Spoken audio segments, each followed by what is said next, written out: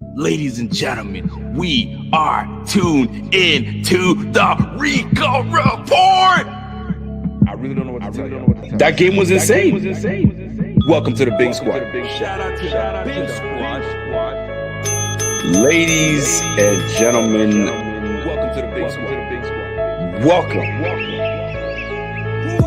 on a very special evening to the Rico Report. We are here. He is our team. This is the Buffalo Fanatics.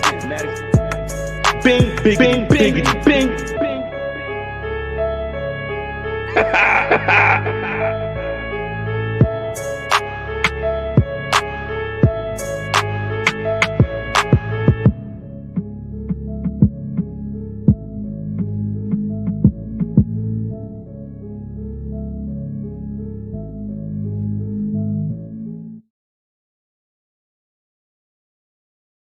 Ladies and gentlemen, it's your boy back at it again. Welcome to the Buffalo Fanatics. This is the Rico Report. Let me get this chat out the way. Welcome everybody on a Tuesday edition of the Rico Report.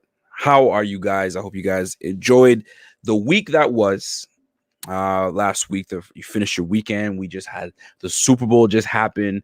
A lot of people weren't too pleased with the results of the Super Bowl. They weren't too pleased with the gameplay, right?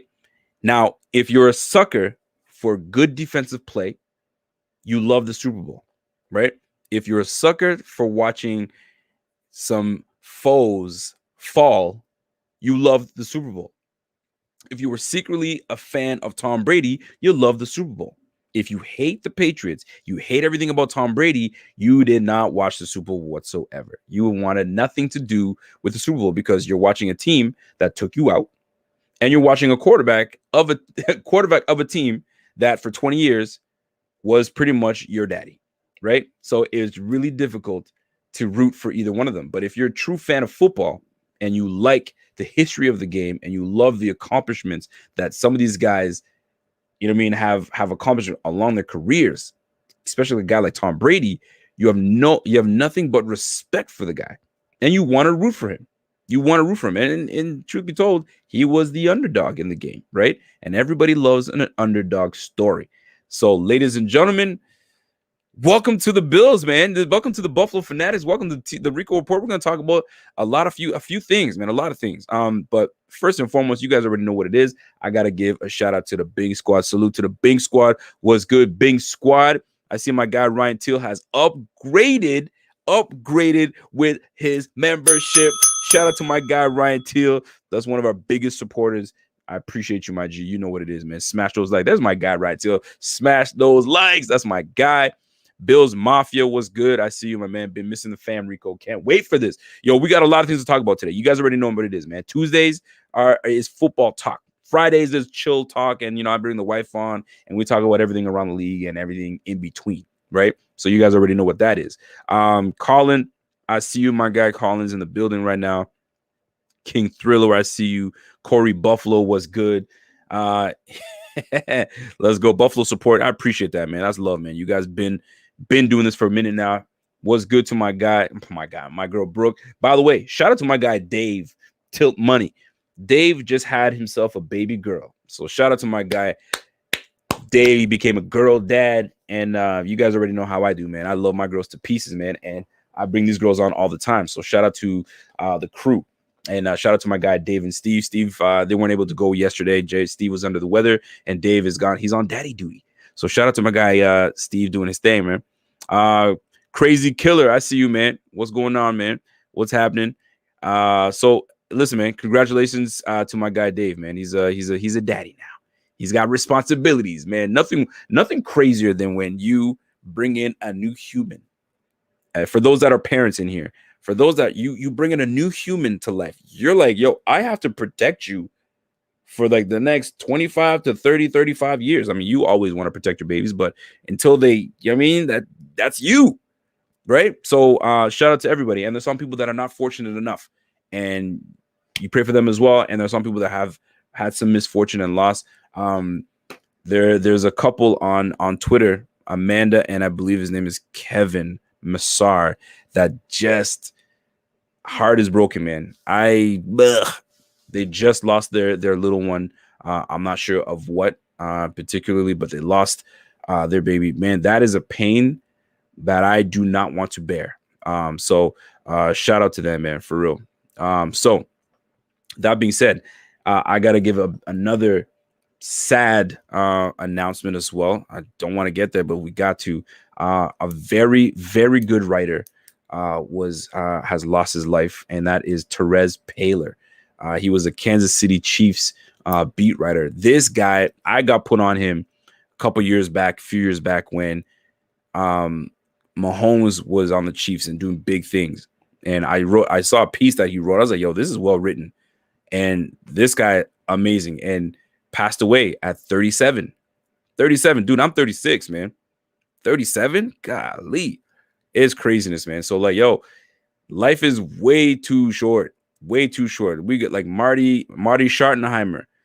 I mean, at 77, quite a few people have lost their lives, man. And it's God's will sometimes, man. It's just what it is, man. So prayers up to those. But not to stay on this doom and gloom situation, I want to try to get into football talk. So we just completed the full season. The season is done. There is a winner, and the winner are the Tampa Bay Buccaneers. My goodness, the hockey team won, the baseball team won, now the football team won. Craziness. What a year 2020 has been. But you got to give big props to the Buccaneers because they took down a very high potent offense Chiefs team. A team that, let's keep it a buck here, they out-coached us. They out-coached us when the Bills played the Chiefs. They did. They out-coached us. They outplayed us. Everything that you would want the Bills to have done, they did the opposite. They just didn't show up. My girl Brooke says 2021 sucks so far. Oh man, it hasn't. Listen, for those that thought that 2021 was going to we're out of 2020. 2021, it's gonna be better. It's starting off rough. I mean, 2020 started off rough last year with Kobe Bryant, and you already know how I feel about Kobe Bryant. Man, I teared up like a little bitch. I mean, but that's my guy. That was my guy. So there's coming to that time, and things happen. So this Super Bowl, I asked a question, and I'm curious to know your answers. All right, and I asked this question on Twitter, and I asked this question as well on YouTube, and I sent it to all the Bing Squad members. So I'm going to go through a lot of your comments and your answers. So by the way, there's 130 people in this bitch.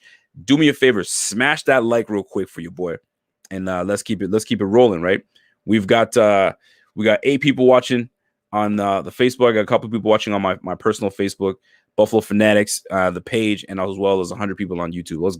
What's good, everybody? So anyway. First questions first, right? Before I get into the group comment, is Tom Brady the GOAT? Is he the GOAT? In my humble opinion, in the 20 plus years that I've been watching football, I mean, it doesn't count when you're watching it when you're young and you don't know what you're watching, right?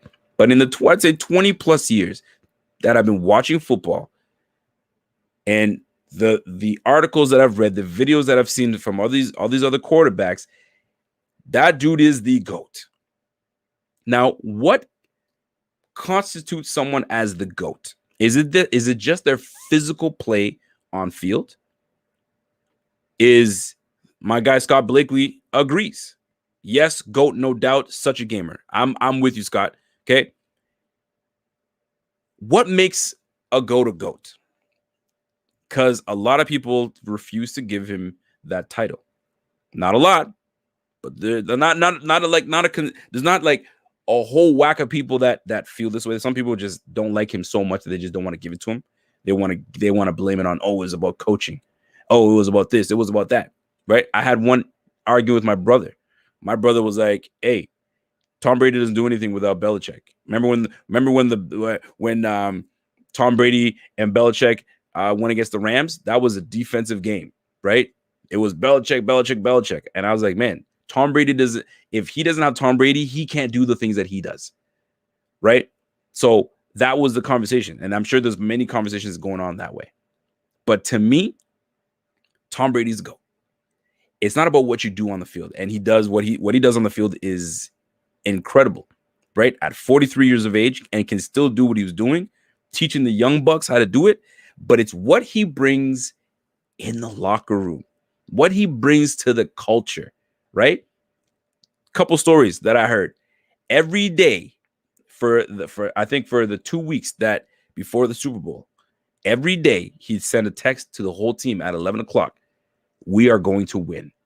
We are going to win. When you speak something into existence and you have your leader telling you we are going to win, bro, you're not losing.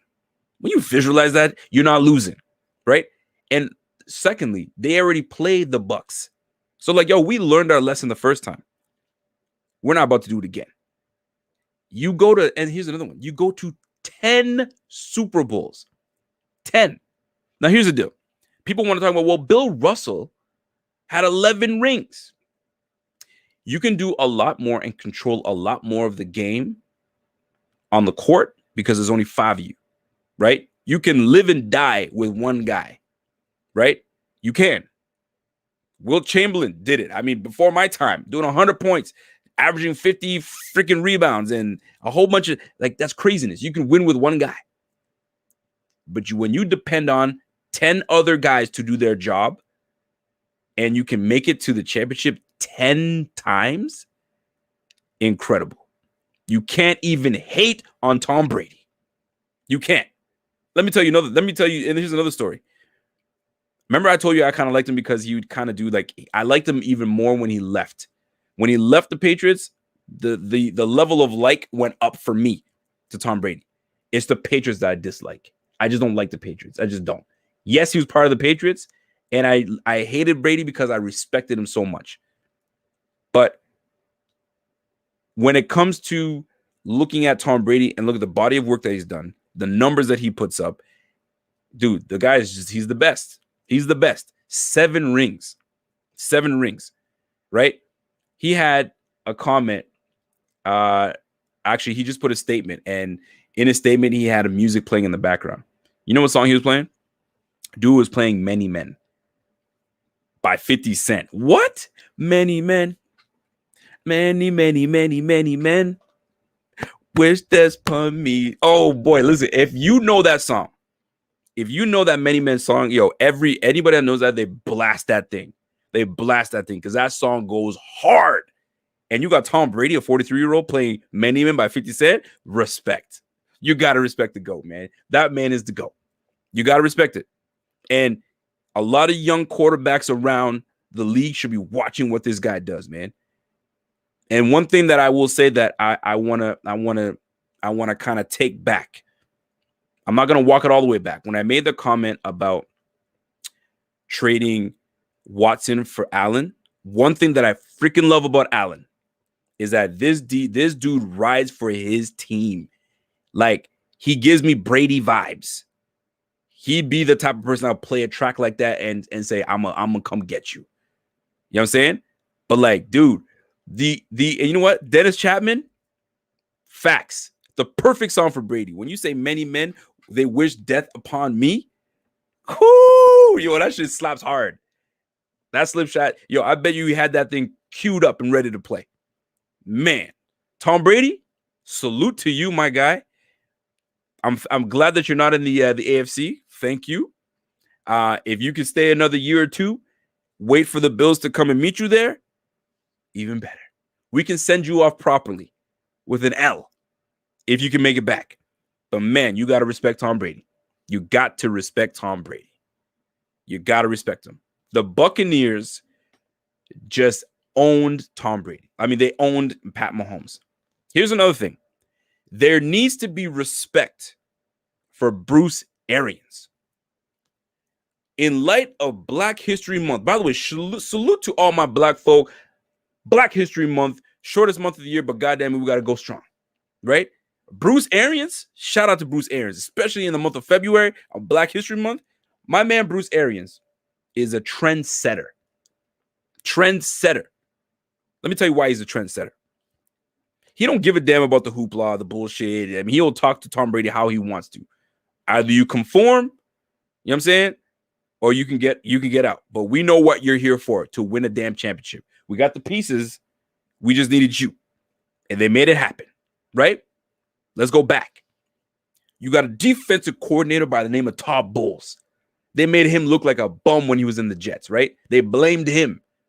He had that team defensively playing extremely well, competitive. But they scapegoated him and said, you got to go. And they brought in Adam Gase. What a joke. What a joke. What a slap in the face to a good coach in Todd Bowles. Sure, fine. Todd Bowles goes to the Tampa Bay Bucks. Arians is like, I want you to run this defense. I want you to kill it. He's like, I got you, boss. I got this. I've done this before. I'm going to do it again. He did it in the Cardinals. He did it for the Jets. Couldn't do anything on offense. Does his job. You've got Byron Leftwich, former quarterback, decent one at that, left-hander, slow as heck, but a hell of a job. Offensive corner, you used to play against Tom Brady. Now you're coaching Tom Brady. What? Come on now. That's got to be crazy. And Tom Brady is listening to you. All right, coach, what you want me to run? All right, we're gonna run this play. I don't like that play. Okay, what do you want to do? Try it this way. I'm sure they had those conversations, right? But Byron Leftwich coaching the GOAT. You got two coordinators that just got their Super Bowl ring. Not one of them got any talk of getting a head coaching job. Craziness, right? Come on now. Steven Campione, what's going on, man? I see you, kid. Was he not left-handed? I swear Leftwich was left-handed as well as his name being Leftwich. Or am my mind playing tricks on me? Or maybe am I thinking of Brunel? Maybe I am. Maybe I am. But you catch my drift. Then you have the special teams coach, and I forget his name. I had it. I was talking about him today, and it's if you guys can remind me what his name is, but I'm losing. It's not hitting me right now. But you got 3 black coordinators. Find that anywhere else around the league. Coaches that are bold enough to do that. Arians, bold enough to do that. Here's the even better part. He had 2 female coaches on that team. He said, yo, you know what? Not only am I going to break the barrier of having black men lead my guys, let's bring that female touch to this team. Man, that's amazing. Yo, Bruce Arians, you are the man. Well-deserved championship. And you beat Andy Reid, and you beat down Pat Mahomes running for his life. Loved it. Loved it. That's why I liked watching the Super Bowl. Because we were able to see defense prevail. We were able to see a run game. Let me not get to it too much. So I asked you guys a question. I asked you guys a valid question. And I asked you guys, what did you take away from the Super Bowl as a Bills fan? Watching it with your Bills goggles on. I want you guys to watch it with Bills goggles on. What did you take away from this game? Now, as you guys type it into the comment section, I'm going to go to my phone and read some of the comments that I chose were one of the best ones. Peter J says, yo, our talent is too good on defense to look confused every play of plenty games under Frazier. Frazier did have some games where, you know what I mean, team wasn't looking too great, too hot. But there were some games where they were on the money. Bruce Arians, no risk it, no biscuit. You damn right, Barry. You damn right.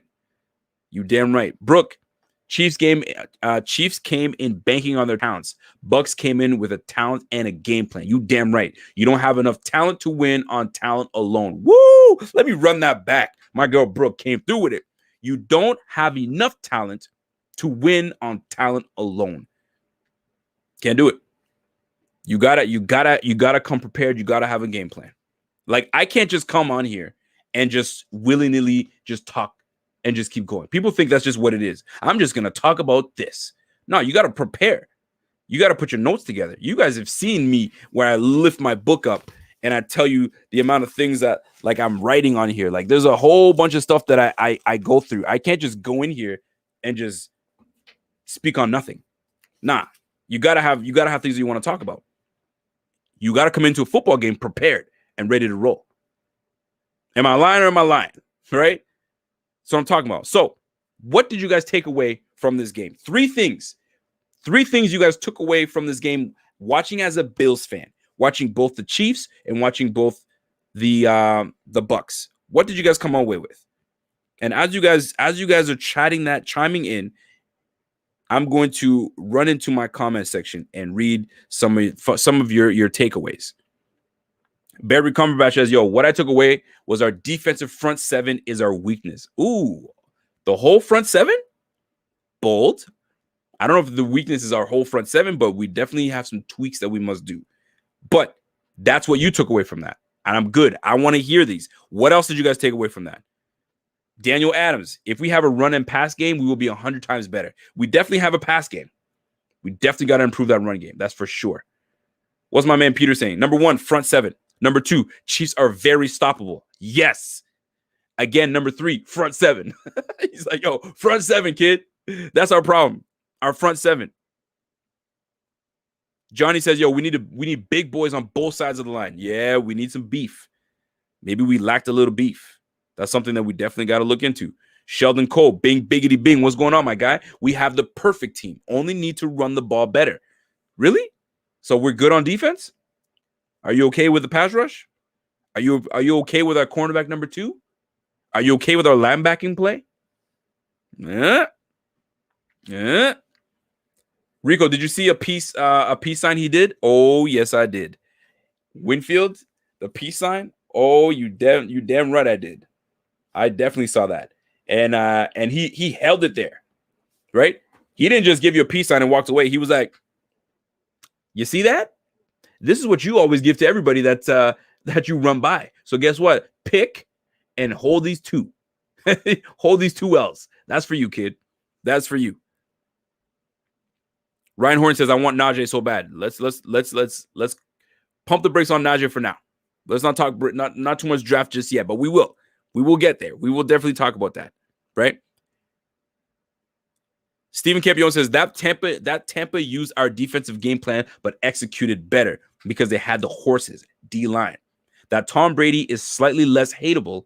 Mahomes at times does the 30-yard loss like Josh Allen. But he doesn't get Abby. Listen, we're going to talk about that too. Trust me when I tell you that. We're going to talk about that. Gronkowski killed. We need that big tight end. See, you guys are taking a lot of the takeaways, which I love, okay? So let me go into some of the things that some of the people were saying, right? So, Bing Squad member Dan Bill says, yo, happy that Le'Veon Bell was sitted. I think he meant to say, I can't believe I just read that. He says, yeah, I'm happy Le'Veon Bell was sat, okay? Instead of being key part of the Bills. I love that. He chose the Chiefs over the Bills thinking he was just going to win one, and you didn't even play. Yikes. That's number one. Number two, they did the same thing to LaShawn McCoy. And by the way, LaShawn McCoy has 2 rings and didn't play any of the Super Bowls. Heartbreaking at the same time, but I'm happy that he's got his ring. 2 rings, okay? Number 2, Dan says, with better pressure, the Bills could beat KC. Facts. And we pressured KC. He just converted. Let's keep it a buck, right? And number 3, we need someone to cover the tight end. Okay, I see you, kid. So Dan, I see you. That's Dan Bills, one of our Bing Squad members, right? We need a major, my man Dan Bauer says, we need a major upgrade on the defensive line, and we need to be able to play bump and run, man. Our defensive scheme is too predictable. Ooh, you ain't lying, man. You ain't lying. Corey, Winfield called smoked for 269. Hold on. Winfield called smoke for 269 by Hill, actually. Damn near 300 spud. Yay. Oh, yeah. You know it, man. You know it. Levante David looks pretty good right now. Oh shit! I know people are watching Levante Davis. I'll tell you that much. I know they're paying attention. So Jeff King, shout out to my guy Jeff King. Jeff King says Chiefs are beatable, but not with the defensive line that we have right now. And I don't care if the Chiefs had 2 starters out on the O line or not. They're gonna be handled. They got manhandled. Okay, all game. Number 2, he says we need either a better running back or better scheme because what we have won't cut it. Facts. I'm with you. Number 3, definitely better edge rushers. I think a lot of people agree with that. How do you think, guys? Sorry. How do you guys think our defense would look if Star was playing as a big space eater? Also, Barrett is a free agent. Shaq Barrett is a free agent. Now, let me talk to you about Star. A lot of people want to make, oh, well, if Star was on the team, not that you are doing it, Barry, but if Star was on the team, maybe we'd fare better. Do you remember that stretch run last year where we were just getting gashed in the run game? We were just getting killed in the run game. Then we had to sign Corey Liggett or Luggett or whatever his name is. Why? Because Star wasn't plugging the way he's supposed to plug. So not to say that Star is some trash, but let's not act like Star is going to be the difference maker, because I remember he was on that 4 or 5 game run where we were just getting gashed like crazy. So let's pump the brakes on Star. But I welcome Star back with open arms because we need some beef. We definitely need some beef on the line. Cardero Linder, shout out to you, Cardero Linder, for that super chat. Quinn Mainers, I'll say Mainers. Quinn Mainers, first round solves our run game problem. Check his highlight out at Senior Bowl trials, Rico. I saw Quinn. Big belly Quinn. Big belly Quinn looks like he's the real deal. But the question is, will he fall to number 30? Because that's where we pick. We pick at number 30. Does he fall to number 30? Michael Knapp. One game does not make a season. Let's not overreact. I need to understand where you're coming from. One game does not make the season. Let's not overreact. I need Michael Knapp. I need you to come back. I need more context on it. I'm not sure. I'm not understanding what you're trying to come to with that. Dirkio says, yo, Rico, Travis Kelce and Hill were banged up all game. No, they weren't. They had 2 weeks to fucking heal up. I'm not buying that. I'm not buying that shit whatsoever. And I'm also not buying, oh, Pat Mahomes' turf toe was no. First of all, let me get into a rant first and foremost. I like Tony Romo. I like Tony Romo as a quarterback. I like him as an announcer. When he first came onto the scene, he was refreshing. He was calling plays before that happened. It was just really good to you. You hope to hear more from Jim Nantz and Tony Romo. However, Tony Romo was dick riding like you would not believe in that game. Golly, I got sick and tired of hearing Tony Romo. Oh man, if it weren't for those tackles, stop whining. You got 2 grown-ass men on the freaking field, good enough to be on a championship team. I ain't trying to hear all that bullshit. I ain't trying to hear all that. That's number one. Well, Pat Mahomes, he's a little banged up with that toe. That toe of his had nothing to do with it. It had nothing to do with it when we were playing him and the Chiefs, when he whooped our ass. And it had nothing to do with it when he had 2 weeks to heal before the damn Super Bowl. So cut it the fuck out. Ain't nobody trying to hear that. Making all these damn excuses. Tony Romo was sickening that game. Love Tony Romo. But that game, golly, man, he was too much for me. And you guys know me, man. Like, I don't have a problem when you like, if you call spade a spade and you say things that are, but nah, man, the toe, you shouldn't even mention the toe. No, he's got 2 tackles and make excuses. They got their asses whooped. Whooped. They didn't even put any touchdowns on the board, man. Come on, man, cut it out. Cut it out. Injuries do happen. And guess what? Next man up. It's a 3-man. It's a 3-letter word. It's a 3-word, man. 3-word game. Next man up. Ain't nobody trying to hear no excuses. Tony Romo. Cut it out, man. This guy was sickening, man. It was too much. It was too much for me. I had to kind of like, yo, I got to like block him out somehow. I got to block him out. Y'all know what I'm talking about, man. Zane Feely, you know what it is, man. They got their ass whooped, man. Whoop that. They got their ass whooped. I don't want to hear nothing about that. Oh, he was hurt. Boy, please, man. My man still threw up what? He still threw for 200 plus yards. He was fine. They just got out-coached. They got beat down. And they got handled. That's it. I didn't mean to bring Rated R Rico out. I didn't mean to. But like Tony Romo got me heated that game, man. He got me heated. Anyway, let me continue. Right? 3. So Jeff King, I appreciate that. Right? Let me give you guys more of 3 things that you took away, because then I'm going to give you guys mine that I took away, and you guys might not be happy about it. But I think you guys will be happy about it. So let me go to here. Stookmaster. My man Stookmaster says, I can't help but feel that the NFL is rigged. I was against it for years, but not anymore. And you know why? Bills Browns are all of a sudden good? Because we need new stadiums. Football is ruined for me. Stookmaster, I wholeheartedly disagree with that. When people tell me that the game is rigged, I cannot go with that. I'll tell you why I can't go with that. Because as an NFL player, if I'm an NFL player, I bust my ass to get here. As a coach, I'm trying to become a head coach at some time, at some point. I bust my ass and I put the hours in for me to, for the game to be rigged. Nah, fam, come on. I'm not buying that. We're gonna rig the game. We're gonna fix the game. We're gonna like all that chatter. I'm not buying that. I can't. The game is too good for someone to come here and rig the game. I can't do it. Carl the Killer.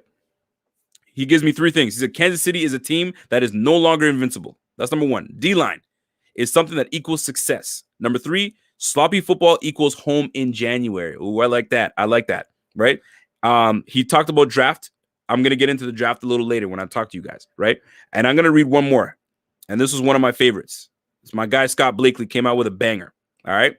Scott says, 3 things you need to that I took away from this game. Before I even get into that, by the way, for those that are watching from all social media platforms, do me a favor. There's 236 of y'all. Smash that like right now. Whether you're watching on Facebook, Twitter, Sportscaster, wherever you're watching, smash that like real quick. Come right back to your boy. Let's go. Number 1, double cover both Hill and Kelsey. We didn't even do that, right? We tried to one-on-one them, but nobody decided to kind of double team and see if we can bracket or do whatever, okay? That's what my guy's saying. Number 2, Scott Blakely says, a Super Bowl caliber team must be able to put pressure on the QB with 4 in order to deploy strategy above, right? We're not a 3-4 defense. We are a 4-3 nickel type of defense. We should be able to put pressure with the guys that we brought in. We got Ed Oliver in the first freaking round, top 10 pick. My guy does not know how to finish. Pressure, no finish. How about this season, you'll learn how to finish. Squeeze a little bit. Get in there a little bit more. You know what I'm saying? Stop bellying around. Get more contact balance. Stop falling on your ass. This is not me shitting on Oliver. It's just things I noticed with him all year round. Right? Never finishing. Maybe if he had longer arms, maybe it'd be a difference. Because a lot of times he's trying to go with him in the little short arms, can't get the quarterback. So guess what? You got to power in your John Randall and push these guys out of the way and get after that. That's just one, right? I digress. I got into it. That was Scott Blakely. Number 2, we got to finish. Okay. Number 3, we must have an O-line that can both pass protect and run block to keep defenses on their toes. Facts. Right? We were one-dimensional in the freaking when it comes to our O-line. Pass block, we were great. Run block, forget about it. We were no good. You know what? That's perfect. T-Rex arms, man. And it's okay. If you have T-Rex arms, you don't got long arms, guess what? You got to find ways to get to the quarterback. So instead of going all around and trying to reach and grab, you don't have the length for that, friend. You know what I'm saying? Let me get a little R-rated. I'll get a little R-rated right now. There are certain moves that you men try in the bedroom that you cannot do because you don't have the length for it.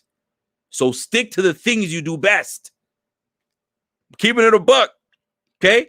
So back to football. Using Ed Oliver, for instance, you don't have long arms. So you got to do things that you can kind of get in and squeeze inside and so you can finish right in front of the quarterback instead of trying to reach and grab. You don't have the length for that. If you think you can take your lady and do all these moves that you've been seeing on TV when guys are, you know what I'm saying, got that length and you don't got that length and you're trying to do these moves, fam, don't do that. Let me keep it more, let me PG it. You cannot go to the Shoppers Drug Mart. I don't know if you Canadians, I don't know, Wegmans. I'll say you Americans, I think you guys have Wegmans. That's like your Shoppers Drug Mart. Anyway, you can't go to your Shoppers or your Wegmans and go gold wrapper. No, sir. Go get yourself the regular degular stuff and do your thing. Gold wrapper are for those that, you know what I'm saying, got that length. That's more PG. Y'all catch my drift. So the end of the day, what I'm trying to say is do what you do best. All right? Don't be going out of the ordinary to do things that you don't. That's not what you do. That's not what you're supposed to do. I'm using Ed Oliver as the example because that's the one that stands out to me the most. Because I've seen it all year round. And seen. I'm just keeping it a buck, people. You feel me? You can't have the baggy magnums, man. I tried to keep it a buck, man. Yo, my man Barrows, yo, shit, Rico, you ain't talking to me. I handling my business.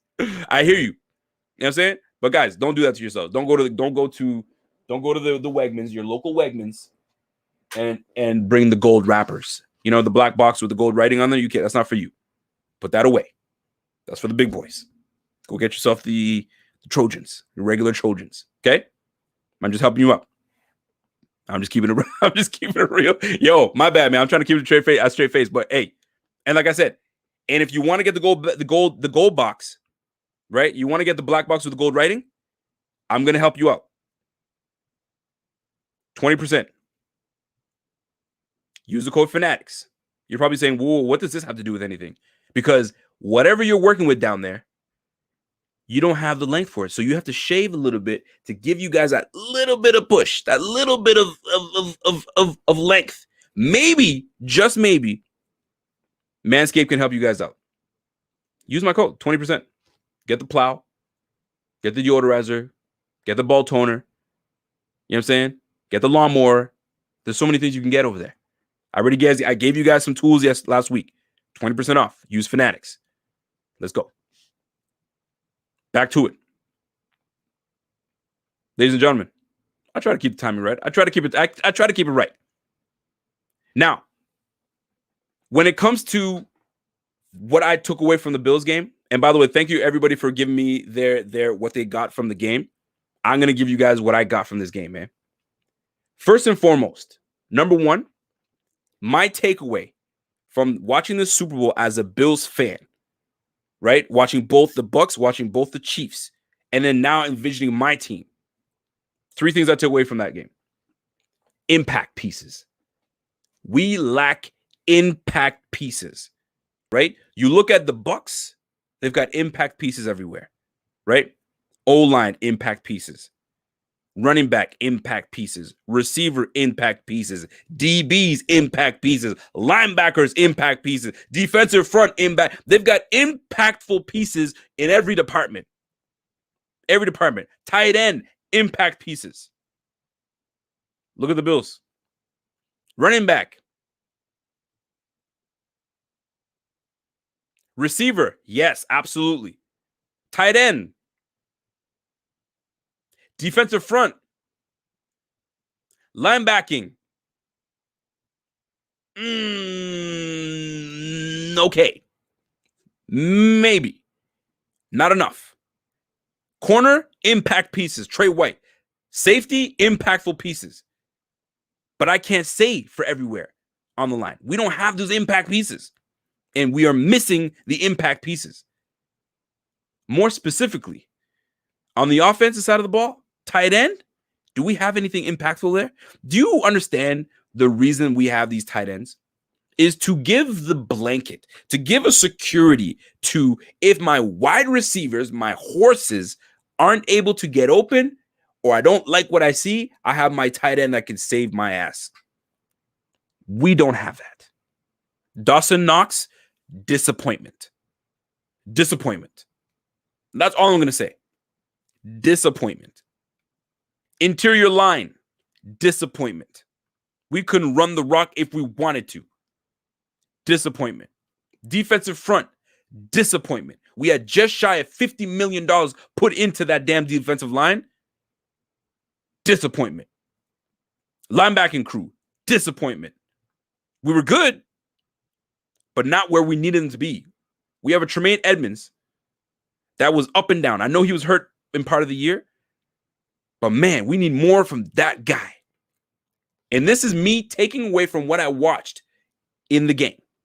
When you see a freaking Devin White, oh my goodness, that boy nice. That boy's nice. Devin White was something special. I need to play you guys a clip. Check this out. 2nd and 10. 2nd and 10. Toss to Edwards-Helaire. And that looked out of sync from the start, and a loss of 2. Of Devin White, 45. Once he recognizes it, he beats the lineman all the way outside and cuts off the edge. Right off the bat. Diagnosed the play, shoot. Diagnosed the play, gone. No hesitation. Did you see that this year from Tremaine Edmonds? Let's be real. Did you see that from Tremaine Edmonds this year? The knock from Tremaine Edmonds coming out of college was that sometimes he couldn't see things. When he saw it, he got after it. But golly, man, let me play that shit again. Because you guys are not realizing what I'm talking about here, man. 2nd and 10. Toss to Edwards-Helaire. And that looked out of sync from the start, and a loss of 2. Of Devin White, 45. Once he recognizes it, he beats the lineman all the way outside and cuts off the edge. 12 tackles, 1 interceptions, 2 tackles for loss. Devin White was a monster that game. Man, I was impressed with that guy. I liked him coming out of college too, but there was no way we were going to get him. Man, was he ever good. Golly, man. Yo, I love Devin White. Devin White was a monster. Yo, no one blocked him because he was too fast. He diagnosed the play too quickly. He saw it and just shot. He didn't give anybody a chance to block him. No way. Manny disagrees. Says, I disagree, Rico. The RB are not impactful. None are for any team in. Hold on a second. Let me read that shit back. I disagree, Rico. The RB are not impactful. None are for any team. The impact is the O-line. That is false, Manny. I cannot disagree with you more. Let's take a look here. Let's take a look at all the playoff teams that were in the playoffs, okay? And let's look at the running game. Okay, let's do that. Let's do that. All right. Edmonds took a half step backwards this year. In my opinion, I agree. Now let me go back to my guy Manny. Shame on you, Manny, for trying to come at me with a running back position because you know running backs is what I do.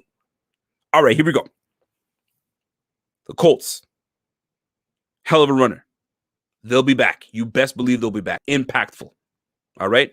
Aaron Jones for the Packers. Impactful. Playoff Lenny. Impactful. Clydes-Helaire. Impactful. Who are the other playoff teams that are the freaking the Ravens? Impactful. The Browns. Impactful running game. Right? Every one of those teams had a good run game all year round. All year round. Except for the Steelers. Steelers were just not a good team, and we saw it. They're fraudulent team. Saints, thank you. Impact running back. Come on, man. Enough with this shitting on the running backs. You need a running back. All right? And this brings me to my next point. Thank you, Manny. You got me fired up this time. You want to go and win games? Defense and running the ball is how you get there. This was a perfect example. We're going to air the ball out and fuck the run game. Guess what? We, as Bills fans, were watching at home. Because what? We didn't have a balanced team. We couldn't run the ball if we wanted to. We couldn't. You got playoff Lenny, 80-plus yards. You got Ronald Jones. I believe Ronald Jones, 61 yards rushing. Fam, come on now. Don't tell me that the running back is not impactful. Oh, it is. It is very impactful. I'm not buying that crap for nobody, man. 2 things I took away from this game. We don't have impactful pieces, enough impactful pieces. I don't want to say we don't have any. We don't have enough impactful pieces in the key positions. On the offensive side of the ball, running the freaking ball, and a tight end. We didn't have that this year. We depended very much so on Stephon Diggs, our receiving game, and Josh Allen. Josh Allen was, en français on dit formidable. This guy was amazing all year. If not for him, if he made big mistakes, we lost games. He had to be almost, I don't want to say flawless, but very mistake-free because we lived and died with Allen. We lived and died with Allen, which you should. He's your franchise quarterback, right? So, impact pieces, And defense and running the ball is still very much how you win tough games. That's facts. Defense and running the ball. Defense wins you championships. Isn't that what it's always been said? They tried to change the narrative, though. Nah, man, we got an offense name that can put points up. We don't care. We're just going to run the score up and keep points up until a defensive coordinator like Tall Bulls says, nah, fam, pump your brakes. I got something for you. Let's see what you got. Kansas City Chiefs, one of the top offenses in the game, top 5 offense, 9 points total. Don't tell me defense don't matter. Don't tell me run game don't matter. Don't tell me that shit. I ain't buying that. No way, no how. No way, no how. No, not doing it. Few O-lines can handle 45-step drops and hold up. KC played dime on 54-70 nickel, 16 of 70, and base 0 of 70 snaps versus Buffalo Bills. Could not run versus light box. Need O-line and RB. Facts. Facts. And guess what? They could do that because they didn't respect our run game. They can play dime. Fuck it. I know you can't run the ball. Chris Jones will handle that ass. Throw it where you can try to find an angle, a window. Try to. They dared us. But Manny, I love you, brother. You're my Canadian brother. I love you, man. But don't you dare come at me and tell me running backs not impactful. It's the O-line. Is a running back. Do you know how many bad O-lines that are out there? And running backs make them look good? You know what I'm saying? Come on now. A lot of that. Barry Sanders didn't have a great O-line, but he made that O-line look fantastic. That's a Hall of Famer, man.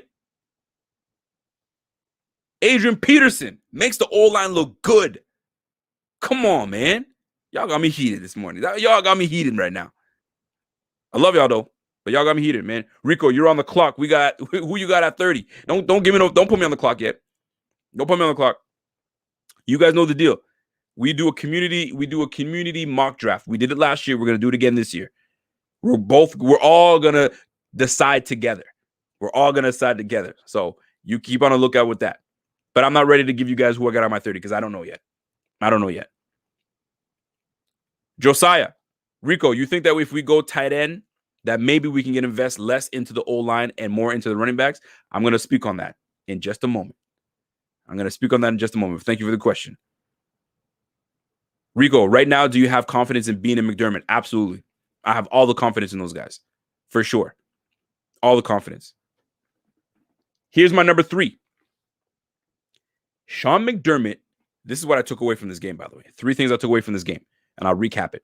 Sean McDermott didn't learn from the first matchup. It may not be popular with a lot of people, but the proof was in the pudding. We lost in almost the same fashion. If not for that muffed punt, and then we scored, this game was a blowout. They beat us. The Bucks did to the Chiefs what the Chiefs did to us. They handled us. Guys. Okay? At least we put touchdowns on the board, but they handled us. And the reason I bring up Sean McDermott didn't learn from the first, because I looked not far along to Todd Bowles. The Chiefs and the Bucks played earlier this year. No, they did not. The Chiefs won that game, but guess what?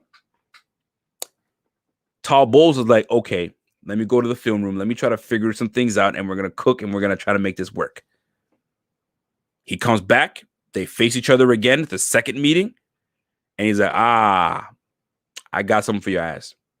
And Todd Bowles came and he came in and redeemed himself. What did Sean McDermott do? We got out-coached once again. We got out-coached the first time, and we got out-coached the second time. This is something that I wanted to bring up about 2 weeks ago, but it didn't play out for me that way, right? But I'll say it this way.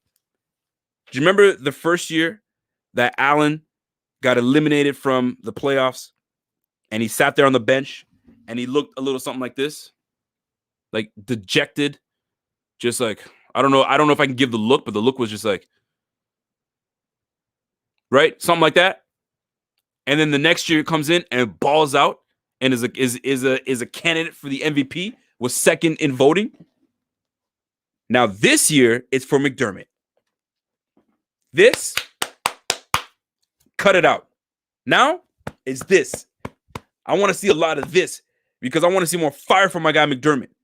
More fire from my guy McDermott this year. You know what I'm saying? When we make our play, you beating that chest. We're going back to the playoffs again. But I need a little more of this. This is great. I want some of this now. Pound that chest. Because you got our coach by Reed. You got our coach by Reed twice. Now you got to gut check. Gut check yourself, man.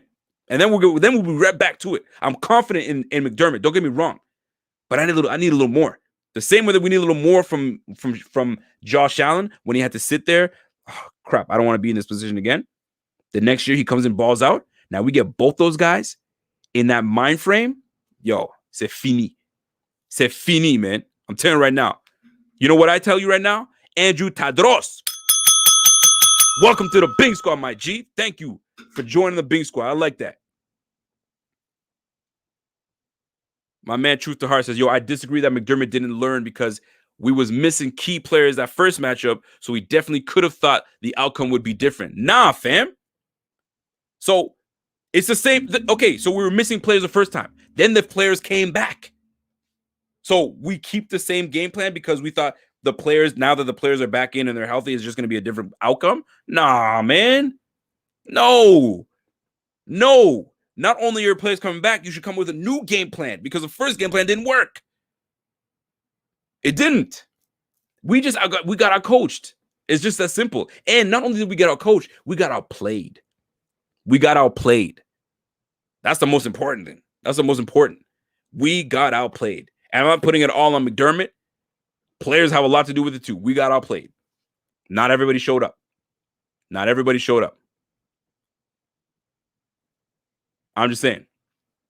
So, and I apologize if I missed some super chats. JR, I see my guy JR says, yo, what up, Rico? Can we please move Edmonds to weak side linebacker? We need a fast, nasty, hard-hitting middle linebacker. We need a Ray Lewis type of L&B. Let me tell you something. Those guys don't grow on trees. But I'm not mad at that. I'm not mad at that at all. A lot of times, for you know what? You're not the only person that's been thinking that. Yo, move this guy to the outside. Let him just be outside, do his thing from there. The guy's only 23 years old. He's young enough that he can learn a new position quickly and just get into that. And then we might find a linebacker that truly fits the mold of where he needs to be at middle linebacker, instinctful and gets in there and just does what he does. And it might make Edmonds that much better, right? I'm not mad at that at all, JR. I'm not mad. I don't mind that bit, not one bit. Oh, here comes Manny. Manny said, I'm not saying you don't need an RB. You need it, but you also need an O-line to let them run. Jones was nothing until he got an O-line. What would Singletary and Moss be with a better O-line? We're about to find out next year. We're about to find out. Man, I didn't mean to yell at you, man. You still my guy, kid. You still my guy.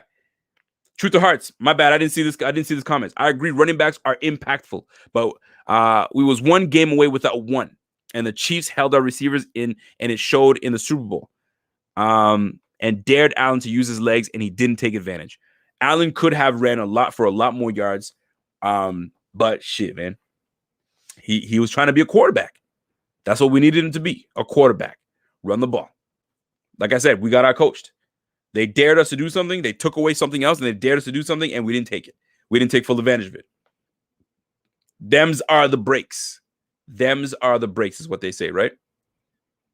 Skyline says, Rico, you were on the clock. Oh, yeah, I already read that one. So you guys catch my drift. So let me run that back. Let me run it back like the freaking Chiefs, right? The three things I took away from this game. Impact pieces. We just don't have enough. We do not have enough impact pieces.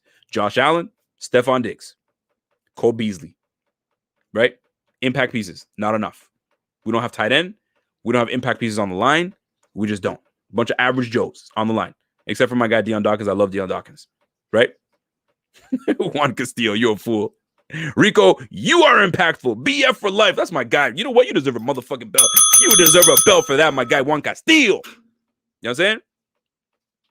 Number 2, Sean McDermott. I don't think he learned enough from the first matchup because there weren't that many adjustments. We just got beat down again. We got owned again. I wanted a better showing, but it just wasn't it. It just wasn't it, right? And lastly, defense and running the ball are still very important to winning the tough games, and this game proved it. There was a time where it was trying to be shown that you could just throw the ball and get yourself to the playoffs and get yourself a win by just throwing the rock. But the Bucs just reminded us that defense matters and running the ball matters. You can't do those two things. Hold that L. Hold that L. That's what it comes down to, guys. Those are my 3 things that I took away from that. Hypothetical. We got a number 1 pick. Who are you taking? I'm not doing that hypothetical because we're not picking number 1. We're picking number 30, right? We're picking number 30. And I wouldn't even know. I can't even pick 30. I can't even pick someone at 30. You think I'm going to be able to pick someone at 1? I wouldn't even know. I need to see more in the draft. I need to do some of my homework and read the things from the experts from BF. My guy, Dave and Steve, I follow what these guys do, right? They're very knowledgeable. My guy, Bobby, super knowledgeable. I follow those guys. If you guys have anybody else that knows the draft very well, send them my way. If you are in this chat and you know the draft extremely well and you know who the prospects are, if you want to contribute, let me know. Brian Barrett says, I got to run, Rico. And my fellow fanatics, I'll catch the rest of y'all later. I appreciate that, my G. No doubt. That's my guy, Brian Bowers. All right. So those are my 3 takeaways from the game. My 3 takeaways from the game. Moving on to the next. Hold on, John DeMarchi. I'm going to come back to you. Josiah says, Rico's so impactful, he could beat the Chiefs himself. You stupid. You dumb, man. So my guy, John DeMarchi. The defense spent $61 million on the D-line this year, counting Starr, who held out. Mostly busted on Butler, Addison, Jefferson, Murphy. On D, who do we got? On D, we need Starr back at the 1 tech, Milano back, and need another legit pass rusher. Okay. Which brings me, so what's Brett Holmes saying? Where's my guy, Brett Holmes? Brett Holmes, I just saw a comment from Brett Holmes. Brett Holmes, where you at, kid? Let me see if I can see Brett Holmes. Brett Holmes says, sometimes I think McDermott respects Andy Reid too much. It doesn't want to get after that ass like he should. You know what? That's a good statement. Is there such thing as respecting someone too much that you just don't want to go in on them or you don't want to I don't know, perform? Personally, no. When you respect someone so much, that's when you want to prove yourself, prove to them that you belong. So you do everything you can to prove that you belong and not submit. So what you're telling me, reading between the lines, is that he's too much of I'm shell-shocked and I can't push too much. I'm going to give him my mediocre plays. Nah, he's not thinking like that at all. He's trying to play chess. He's trying to figure out who, what, where can I find an angle? And Andy Reid was like, ding, ding, blocking everything that's coming his way. Hey, young buck, I already know what your plan is going to be. I'm already on top of your shit. You know what I'm saying? You got a lot to yearn. You got a lot to learn, young buck. And that's exactly what Andy Reid did to McDermott. McDermott has a lot. That's why I said McDermott this year has to really gut check himself. Gut check himself, man. No more clapping, man. Clap God is done. It's that chest bump. We need that gut check. That's what I'm talking about. Shout out to my guy, Big Bro. I see my guy, Jeff King, always showing love. Jeff King, salute to you. He says the MVP of the Super Bowl should have went to Bowles and that defense. Complete domination. It was impressive. It was definitely impressive. What bugs me a lot, guys, I haven't got a haircut in so long. I'm looking like a damn bum. Can't even get a haircut. Everything's locked down. What's impressive to me is that not a lot of people are talking about Todd Bowles and the job that he did shutting down a very potent Chiefs offense, right? Tyreek Hill, speed. Markel Holdman, speed. Who does? Marcus Robinson, speed. Sammy Watkins got some speed. Travis Kelce, one of the best in the league, if not the best tight end in the game. What? And Todd Bowles didn't allow them to freaking score? The game plan, the confidence he had in his defense, he said, get after them. And Dominican Sue, Shaq Barrett, Devin White, JPP, they were getting after them. So Todd Bowles, big props to Todd Bowles. And speaking of, I want to show you guys another clip. Check this out. Watch the defensive front. Watch the defensive front of the Buccaneers. They're really good. Mahomes circles back, throws on the run, and it's knocked down, and no flag. This is rare. We just saw a slip by Hardman. Kelsey's where he's trying to go. He slips. And he was the one. Fellas, defensive, did you see the push? They just, boom, get off the line. Boom, push up. Dude, my man Mahomes was running for his life. Apparently, he ran for 497 yards backwards. 490 yards backwards. Let me play that shit again for you. Watch the defensive front. Watch on both sides. Watch JPB on the right-hand side. 93, I believe, is in Ndamukong Suh. Watch the push he gets on front. The beef. Look at this. They're really good. Mahomes circles back, throws on the run, and it's knocked down. Unbelievable, man. Unbelievable. And when I watched the Bucs defense, you're like, man, if we could just find a few pieces and just find a way to guys have motor to get after the quarterback and create havoc like the Bucs did against the Chiefs, OMG. Right? Check this one out here. It's remaining.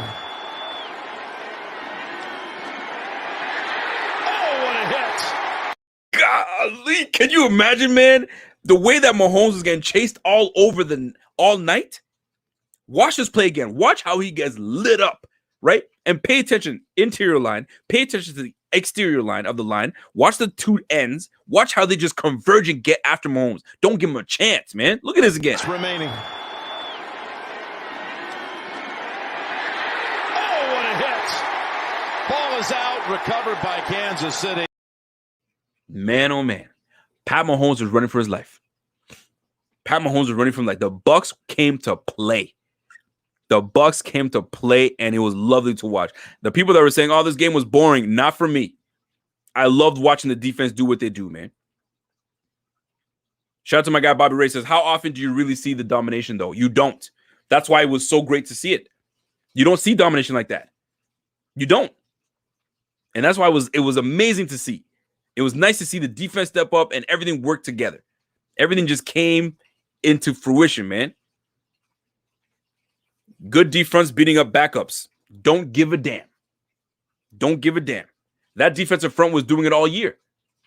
I know because I had them on my fantasy defense. They were killing it all year. Killing it all year, man. And I hate to say it. Even if they had their right tackle and their left tackle started, I don't think it would have made a difference. These guys were juiced up and ready to go. Juiced up and ready to go. I hope McDermott, I hope Leslie Frazier were watching how they did it. Because this is a copycat league. This is a copycat league, unfortunately. Because when you, listen, when the Wildcat came, and it took the league by storm. Everybody started doing it, right? And all of a sudden, it phased away. But before it phased away, everybody started doing it until we found a way to stop it, right? Come on now. Listen, that was how you get after that quarterback. These guys were unstoppable. My guy Spud, Shaq, JPP, and Ndamukong Suh, and David are all free agents. Golly, man. Maybe we can try to poach one of those guys. Shit, I wouldn't mind bringing in Ndamukong Suh. Right? On the low, getting cheap. Push that front, that nastiness. You guys remember Ndamukong Suh. You guys remember him very well. Nasty, a nasty big boy. A little older, but golly, man, he was effective in that game. JPP, effective. 9 fingers in all. Maybe 7. Or maybe 6. I don't know. He's missing some fingers. That's all I know. I'm just saying, man, when that looked good to me, man. I loved it. I saw the pressure and it just was not stopping. Relentless, all over it. Rico, I wouldn't sign Matt Milano. He's injury prone and he wants too much money. Spend the money on Williams. Josh Allen needs to time the throw. Listen, bring back Darrell Williams for sure. There's no question about it. I'm not tripping. Now, before I get out of here, I want to touch on one more thing. Somebody brought something up today. There's so many things I want to talk about. But I'm not trying to stay on long tonight. I say this all the time, so don't freaking try to keep me long, right? But I want to get this across. I want to get this off my chest. Hold on, damn it. DeMarchi, man, you coming with some heat today, boy. Epinesa and Oliver will be locked in the weight room. Bring back Star. Get SSD. Oh, strong side. Oh, you told me strong side defensive end. Spot Hughes, Harry, Zimmer, and DJ. We could have that kind of line. Do I want to get into my thing? No, I'm going to save that for Friday's show. Friday's show is going to be, the theme is going to be promotion. Promote from within, right? That's what we're going to get to. And I'm going to give you a little bit of an edge on what I'm going to talk to you right now about. So hear me out. Somebody today mentioned on Twitter that this, and I'm paraphrasing here, spread offense is great. It's amazing, right? And what they specified by saying there are two types of fans that don't want the Everetts, I think Gerald Everetts. They don't want the Everetts out of there. They don't want the Jonnu Smiths from free agency. They don't want anybody. Don't bring those guys in. We have what we need right now on the line in Dawson Knox. We're good. He just needs to get better. Give him more time. That's all I keep hearing. Give Dawson Knox more time. Cut it out. That's number one. Number two, in the same tweet, it was something to the nature of, or how about, why don't we go to 12 personnel and use a variation of tight end and get going? I'm like, yo, I'm not mad at that. Go back to give it like, you don't have to be in spread all day. Go into 12 personnel, try to utilize a tight end. That'd be good. Bring in those same type of guys, right? The Gerald Everetts, the Jonnu Smiths, and the Zach Ertz that are out there. Bring those guys in, then we can utilize a tight end properly. Right now, hold on a second. Somebody made a comment that is hilarious. Oh, Brian Rooney. Rico still got a job after that Allen Watson tweet. I still stand by it, bitch. I still stand by it. What are you tripping? Like I'm gonna move off of that. Anyway, so then it got me thinking. Somebody mentioned y'all keep sleeping on Duke Williams, and he could be a viable option at tight end. And I was like, hold on a second. Because a lot of people for the last couple of years would tell me, yo, just move him to tight end. And I was against it. I was like, nah, fam, leave him at receiver. That's where he's supposed to be. That's where he stays. Don't try to convert him to tight end. He's not a tight end. He's a receiver. And I was against it, stubbornly against it. Then when this comment hit, I said, wait a minute. Wait a damn minute. So then I sat and said, hold on a second. If you put a guy, you got a guy like Dawson Knox that wasn't even trusted in college. They didn't go to him. Go look at the stats. Go look at the statistics. Go look how many catches he had. Go look at the options, the amount of times they went to him. They rarely went to him. He was almost like a decoy, as if. But you had DK Metcalf, you had Brown, AJ Brown, and you had another receiver. I can't remember his name, right? So, like, a lot of people say, well, you chalk it up to that.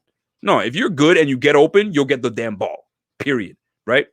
Now, then I'm thinking to myself, hold on a second. We have Duke Williams that's been marinating on the sideline. They clearly like him. So, why not? And I'm stubborn. I've been stubborn. I've been hearing it. Been calling that since last year. He has the hands and blocks well. I've been hearing it, but I've been stubborn enough to not listen to it. You bring in, first of all, we save money by not having to go and pay big money for guys like Jonnu Smith, Gerald Everett, and all the big guys that are out there.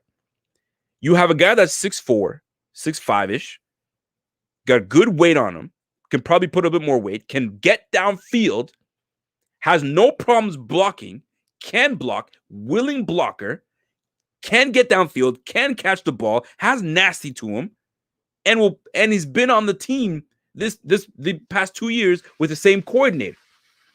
If we can convert him to tight end, why not?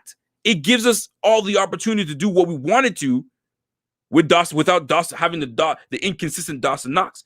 And if you want to go two tight ends and have a variation of offensive scheme, you have Duke Williams, Dawson Knox on one end. Maybe the run game gets a little better. Add a bit of pieces on the interior line. Bob's your uncle. A lot of people are going to be like, man, shut up with Duke Williams. Let it go. He's done. He's trash. He's garbage. And Dawson Knox is an all-star?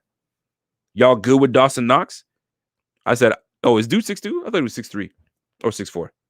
All is good. I'll take a 6'2". But you bring in a Duke Williams and give him a little more beef, tiny bit, a willing blocker, can move him inside, can move him outside, right? He's been playing alongside Dawson Knox, Tommy Sweeney, Reggie Gilliam. I'm sure of it that he can adjust himself to get to that position. They did it with Jason Kroom. It just didn't work out with Jason Kroom. Jason Kroom went from a former receiver to tight end. And we kept him on the roster for a while, grooming him. So maybe that is a potential avenue that we can take with Duke Williams. I'm not saying it's going to happen, but it's potential. I can see it taking place. Because Dawson Knox certainly ain't the move. He ain't the move. But it got me thinking, having a guy like Duke Williams at tight end, he's already got great rapport with Josh Allen. Josh Allen will never shy away from throwing the rock to Duke Williams. See, Nnamdi doesn't like it. He thinks I'm reaching. Why am I reaching? We're reaching by giving more time to Dawson Knox and wasting time. So if we don't have to go out and spend money, use your own guy. That's why I'm saying this is the problem. A lot of Bills fans are all about what's over there. What's out there? Let me see if we can. When we have guys that are on our team right now that have been polishing and that have been grooming themselves and getting ready to get onto the field, like Cam Lewis, y'all are talking about going after corners here and there. We have a guy in the name of Cam Lewis that's ready to ball out. But y'all don't want to talk about that. Y'all want to bring in all these other guys. Right? Come on, man. We got some guys on this team that could really do some good things, man. Having a Knox and Duke Williams as your tight end H-back, however you want to call it, that brings a different dynamic to the offense. And not only that, there's no trying to get rapport with the quarterback. There's already rapport with Duke Williams and Josh Allen. So let me run that back a little bit. We should definitely take a look at converting Duke Williams to tight end. I was against it. Everyone's heard me say that. Nah, not do it. But now I look at what production we got from tight end, what production and trust that Allen had with Duke Williams in that playoff game, targeting him 10 times. You see it in practice all day. He can get downfield. He's a willing blocker. Why not? Save your money, put the coins on the O-line, put the money in the defensive front, and get someone that can get after the passer. Get yourself a nice, lockdown corner. Put the money where we really, really need it, right? And maybe Duke Williams is the substitution for not having to go out and get a tight end. Now, I'm not saying that we should neglect getting a tight end. Don't get me wrong. I'm just saying that before we do, look within. Look in our own camp and see that, hey, maybe we got something in Duke Williams. Hey, maybe we got something in Cam Lewis. You know what I'm saying? Hey, maybe we have something in Dotson. Maybe that's why they might let Milano walk. Maybe they feel good about Dotson. We just have to look sometimes within our own camp before we start kind of going elsewhere. Because that's what we do. I mean, as fans, I was once there. I used to do that. Let's look here. Let's look there. Yo, we got some guys on the team that can ball right now. So at least, you know what I'm saying? At least give a look. Give a look, see. I really hope that they actually take the moment to like, hey, let's try him there. Let's see what it looks like. You don't think that you would take Duke Williams over freaking Croft? Come on, man. I'll take Duke Williams over Croft any day. If you saw, whoa, Duke Williams lined up a tight end, you guys would all be excited. Don't even front. You guys would all be excited. Come on now. Y'all want to hate on Duke. I don't know why. I don't know why there's so much hate on Duke, but it's craziness to me. But anyway, I digress. I'm going to leave it at that. So, folks, great show today. I think we had great discussion. Tom Brady is the GOAT. I'm recapping here. Tom Brady is the GOAT. Greatest of all time. He doesn't just do it on the field. He does it in the locker room. He just impacts his whole team. The guy is just that dude. He's that guy. And he's probably going to play for another 2 years or so. God, that's craziness to me. Dude is 43 years old. He could play well into his 45th year. Man. Craziness. Recapping. 3 takeaways from the Super Bowl. Number 1, impactful pieces. We don't have enough. We've got to search high and low within our own roster if we have to, but we have to find players that are impactful, that make an impact on the game. The one position I'm looking at the most right now is pass rusher, one that creates havoc, one that gets the quarterback guessing and moving and holding onto the ball for that split second. I need more from Ed Oliver. I do. Give him time. I do want to give him time, but I also need more from the player. But we are missing impactful players at the tight end position. We're missing impactful players on the interior line. We're missing impactful players at the running back position, at the cornerback number 2, and linebacker. It's going to be in Lambeau right now. I said Lambeau. It's in limbo right now because we don't know what's going on in Milano. A lot of things need to happen, but we just don't have enough impactful pieces.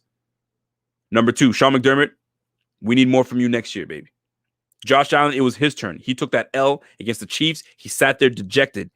Came back the next year, MVP type of season. Now, McDermott, we need you to bust ass next year, get the whole damn thing, get coach of the year. Let's go. Defense and running the ball still is the main reasons you win these tough games. I was so glad I was able to see that. Play tough, fast, physical defense. Being able to run the damn rock at will is still a pertinent way to win games this year and next year. I took that away from the game. I thought it was a passing league, man. It's a passing league. Hey, it can be a very balanced league. Run the rock, play good defense, convert, get the dub. Those are my 3 takeaways from the Super Bowl. Bucks, Chiefs. You guys just heard me talk about Duke Williams, a potential move of position to Duke. They still like him, right? Isaiah Hodgins is coming back next year, right? So it's going to be very interesting to see this receiver room is going to get filled up. This tight end room is a question mark. Why not shift him over to tight end room? It's a way to look at it. One last thing that I do want to talk about before I get out of here. It's been bugging me, and you guys always. I mean, I'm already labeled as a Bills hater, which is so ridiculous. I love this team to the freaking core, but anyway, a Bills hater. I've been labeled. I've been labeled a what do you call it? A buzzkill. Well, here's another buzzkill for y'all. Whether you guys agree with this or not, I got to bring it out there because it's been bugging me all 2 weeks to the Super Bowl, especially after the Super Bowl. That's all I see on my timeline. My timeline is filled with Bills fans complaining. When complaining. Why? Everything that is mentioned about the Chiefs. What about the Bills? What about Josh Allen? What about? Guys, let it go. We lost. That's it. Right? Pat Mahomes makes an incredible diving throw. Pretty much parallel to the ground. Throws it deep. Hits the receiver in his face mask. It is a running back, though. It hits him in the face mask. Boink. Off it goes. And then here comes the Bills fans. I assume this is the face they're making. Wait a minute. Josh Allen made that same throw against whoever. How are you guys going to dismiss that? Really? Did he make the same throw? Come on, guys. You guys saw the play. It was a run option. Run. He ran to the right, and he just dumped it off. 4 or 5 yards. But y'all took a still shot of him leaning to the side and dumping it off. Not the same. Completely not the same. And y'all are getting mad. He did the same thing. And this is not just Philly. These are reporters putting this stuff up there. Cut it out. I love Josh Allen just like you guys do. I love this team just like you guys do. But stop with the Where were the refs when we were playing them? You win some, you lose some. You win some, you lose some. There's some games that the officiating was terrible for us, and there's some games that the officiating was on our side. But the amount of Bills fans that are just losing their crap.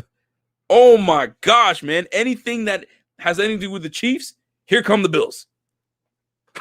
Here come Bills fans. Here comes Bills Mafia. Fam, guys, just let it go. We'll get him next year. Let it be. Let it be, man. Holy jumpers, man. My timeline was filled with whatever, right? Did you see that? Josh Allen was second in MVP. Fantastic, by the way. And you guys, all you guys want to do is talk about Mahomes. Guys, let it be. Golly, man. Whew.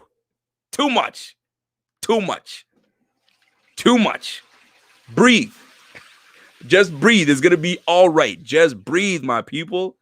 Woo, my goodness, man. My timeline. I had to mute a couple things, man. And I hate muting and I hate blocking people. Those two things I really don't like doing. But I had to mute a couple things just to kind of like, yo, relax. Oh, my gosh, man. I digress. I need to get that off my chest. Because it's like, I can probably go and scroll through my timeline right now and find something that is like, come on. But the one thing that killed me the most is like, Josh Allen does all that all the time. And you guys kill Josh Allen for that. When he runs around and he's scrambling all over the place. Both do that. By the way, scrambling quarterbacks do that. Randall Cunningham did that. Doug Flutie did that a couple times, right? Lamar Jackson does that. That's the name of the game right now. You trying to make plays with your legs. Sometimes it happens, sometimes it doesn't. But like when Mahomes does it, you know what I'm saying? Like you guys lose your shit. Oh, like come on, guys. Everybody does it. Come on, relax. Take a breath. It's gonna be okay. It's gonna be okay. It's because we aren't used to being. Yo, Eric Brucey might be right, man. It's because we aren't used to being this good. We have years to get to that level. It's true, man. It's true. It's probably true. Anyway, at first it was comical, but then it just started getting annoying. For real. Yo, LMAO, he says, Rico, I was just about to roast some Chiefs fan on Twitter, and then I heard you saying, just chill. We'll get him next year. So I refrained and decided not to send the tweet. Don't send the tweet. Oh, snap. Anyway, I digress, guys. I'm going to get out of here. I appreciate the love. I appreciate you guys supporting Buffalo Fanatics. Listen, man, we just got to bring it next year, baby. And I trust McDermott. I trust Bean. They're going to put it together. They're going to do what we know. And we'll go from there, man. Richard Ford. Richard Ford. Yo, what you know about Randall Cunningham? Come on now. I mean, I'm a young buck, but I do some homework. I look back at, you know what I mean, the OGs of the game that have been doing it for a long time. This ain't new. This ain't new, man. So this running around and trying to make plays when you're a scrambling quarterback, it's not new. Josh Allen did not make it up, right? It's been done. Josh Allen, when he does it, it can kind of look reckless. Mahomes does it too. It can kind of look reckless, but Mahomes is a little refined and he's got a little more sweet feet. He can kind of step in and do his thing. Matt Allen is more like a Mack truck. He's not as nimble with his feet. He's nimble, but he's not as nimble. Now move in. He'll truck your ass before he wants to throw it. You know what I'm saying? But anyway, it is what it is. Y'all know what it is, man. I appreciate the love that you guys have shown Buffalo Fanatics. I appreciate the love that you guys have shown myself all year round. We're going to start in the offseason. The offseason is going to be a little slower, but we will still nonetheless give you guys some content to chew on. If you guys have content or topics that you guys want us to hit, find us on Twitter. Give us a message in the DMs. Hey, next show, can you bring this up? Hey, next show, can you talk about this? In the community chat, send us a message. Y'all know where you can find me. Find me and send me a message. Yo, can you touch on this subject next one? You know what I'm saying? That's what it comes down to. Did I miss your super chat, Andrew? My apologies, man. Let me see if I can try to scroll back because I didn't see super chat. I saw Eric Bruce's super chat. Let me see if I can scroll on back, man. I apologize. Oh, I see Cameron. Cameron says, anyone calling Rico Bills hater, get the F out of here. You tell him, Cameron. You tell him, man. I try to be as objective as I can, guys. I really do. Right? It doesn't really sit well with some people. Some people think I come off arrogant. I'm not trying to be arrogant whatsoever. I just, I speak passionately. Super Bowl was a rig, bro. When have you ever seen Pat throwing balls when receivers wasn't even looking for the ball? Keep it 100. Cardero Linder. What are you talking about? Rigged. I do not want to hear any talk about football being rigged. There's too much invested, too many guys that play the game. There's 22 guys on the field, coaches and all that stuff. No, ain't nobody trying to rig no damn game. They love the game too much to have it rigged. Come on now. It is what it is. Folks, anyways, I'm going to get out of here. You guys know it's much love all the time. If you guys want to continue to support Buffalo Fanatics, support bf.com. All our links and everything is all there. Go ahead and hit. Everything is in the description link below. And tomorrow, I need to tell y'all something. We got a new show starting tomorrow, folks. A new show, right? Z-Bot, my guy Z-Bot is coming on tomorrow, and it's called, I don't know if I should give it away. You know what I'm saying? You know what? It's a smoke break. The smoke break. So for you smokers out there, cigarette smokers, you know what I'm saying? A little bit of put the green away. You don't want to roll up a little something. You know what I'm saying? Spark up your smoke, spark up whatever, and join us tomorrow night where my guy takes over the smoke break. My guy Z-Bot is doing the big thing. And guess what? I will be joining my guy Z-Bot tomorrow. Bing, biggity, bing. Let me ring that because it's going to be fire. Yeah, if you guys already know who Z-Bot is, Z-Bot always brings it. So like I told you guys, sometimes you got to look within. You got to look within your own camp. And there's gems that are sitting there. You know what I'm saying? So we got a new show on Wednesdays. It's the smoke break. We don't stop. We're going to bring the content to you guys. And we'll keep it at that, man. So you guys have a fantastic evening. I'm going to get out of here. I'm going to get out of your hair. And you guys know my drill. You guys know my drill, man. And until next time, it's your boy. And I'm gone. Ladies and gentlemen, we are tuned in to the Rico Report. I really don't know what to tell you. That game was insane. Welcome to the Big Squad. Shout out to the Big Squad. Ladies and gentlemen, welcome to the Big Squad. Welcome on a very special evening to the Rico Report. We are here. He is our team. This is the Buffalo Fanatics. Bing, bing, bing, bing, bing.